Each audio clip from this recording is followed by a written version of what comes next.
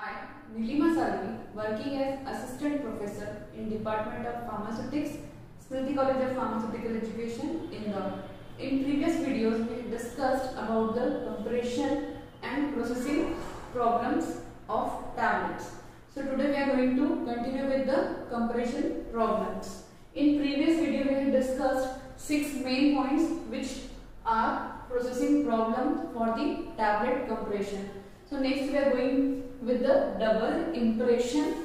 So in this double impression, what happens? There is a double impression occurs onto the surface of tablet. It could be because of the compression forces or engraving which is there onto the punch. So what is double impression? So it is the shape of monograph or other engraving appears stamped twice onto the tablet. Suppose if this is a punch and there is some embossing is there onto the punch.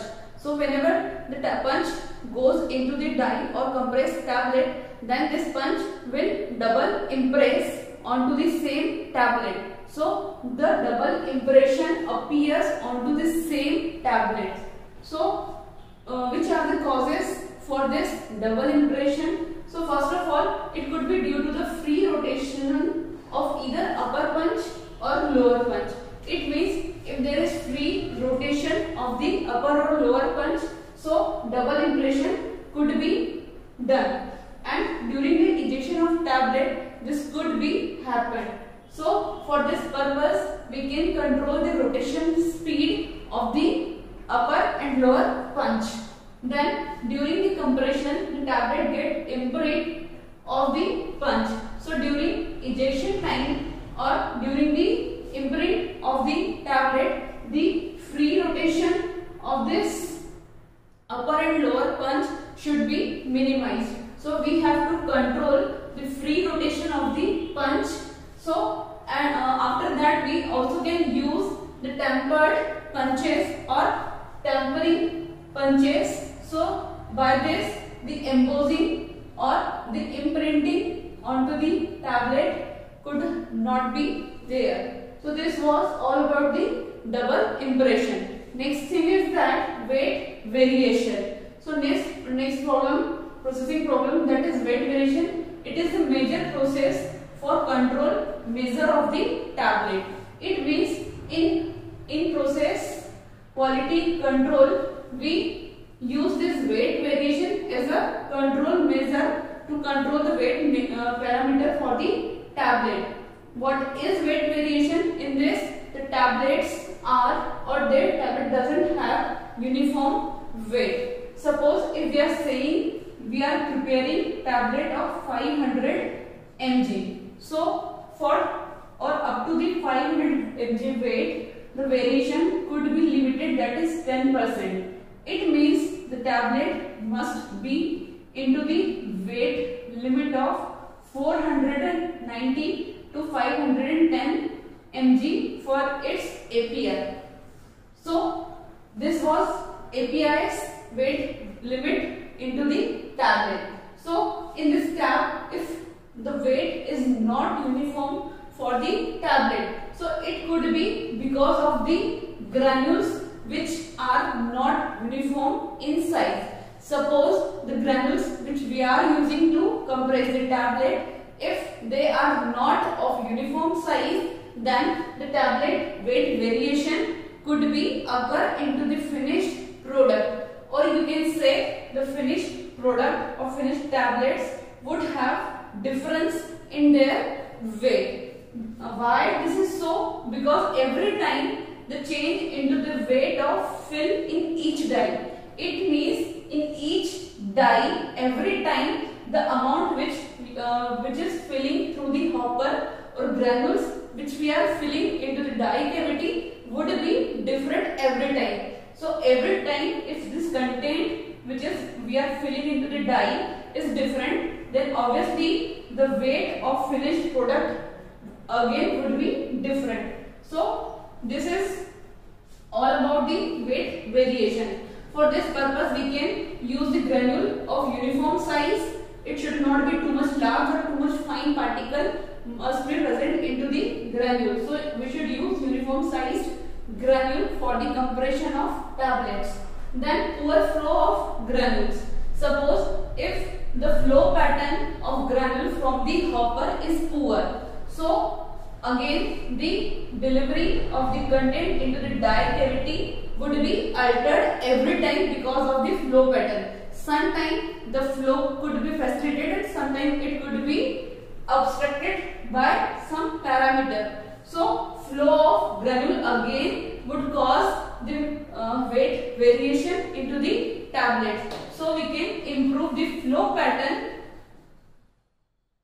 of the granule. So for this purpose we can add or we can properly lubricate the granule to minimize the flow difference into the every 10 tablets.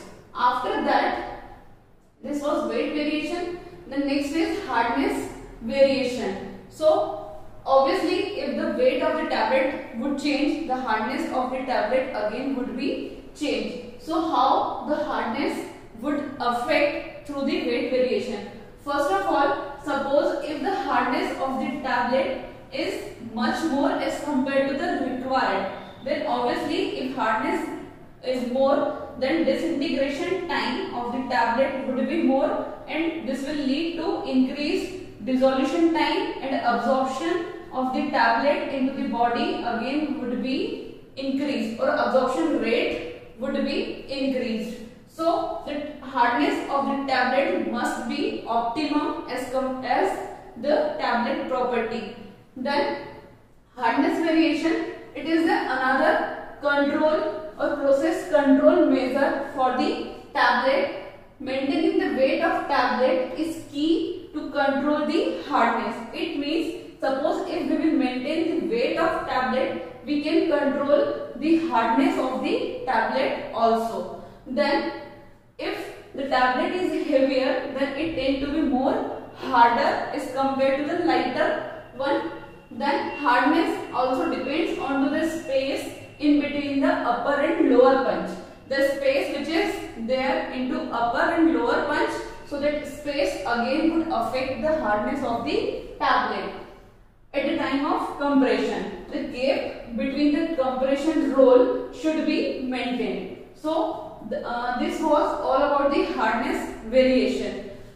Among this, one of the another thing, that is binder. Which kind of binder we are adding into the formula? Suppose we can add the binder in dried form and in paste or solution form also. Suppose if we are adding the binder in dry state, then we will add or blend it along with the raw material which are in powdered state. So, or if we are adding the binder into the paste form like starch paste or liquid form or solution, then we will make the damp mass through this binder solution. So what happened? The concentration of the binder into this solution again would affect the hardness of the tablet. So concentration of the binder should be optimized, or the concentration of binder solution must be optimized into the formula, so it would not affect the hardness of the final tablet. So this was the processing problem during the compression of tablet. After that, next heading, that is equipment and tablet tooling. In previous video we had discussed about the equipments or compression machine which are used for the tablet compression. First was single punch tablet machine, second multi-station rotary press, third is dry coater tablet machine. So in previous video we had discussed this equipments for the tablet compression. Next thing is tablet tooling. So what is tablet tooling? In this, shape of tablet size, thickness and identification markings which are onto the tablet. So we can determine this parameter by the compression tooling machine. Then tooling set include die and punches. Obviously the tooling set which or through which we can control this parameter obviously is die and punch cavity. Then tooling machine are of two types, that is D tooling and B tooling. So D tooling, it exerts a maximum compression force of 10 tons, and through this BB tooling we can exert a maximum force of 6.5 tons. Then barrel diameter in this case would be 1 inch, and in this it would be 0.75 inch. Head diameter would be 1 and 1/4 inch, and in this case this would be 1 inch. Length of the punch would be 5.25 inch, and in this again this would be same. Then die's outer diameter, die का जो outer diameter that is 0.945 mm, and in this case it would be 30.16 mm. So this was all about the tablet tooling. So after that, in next video we will start with the tablet coating process and equipments which are used for the tablet coating. Thank you.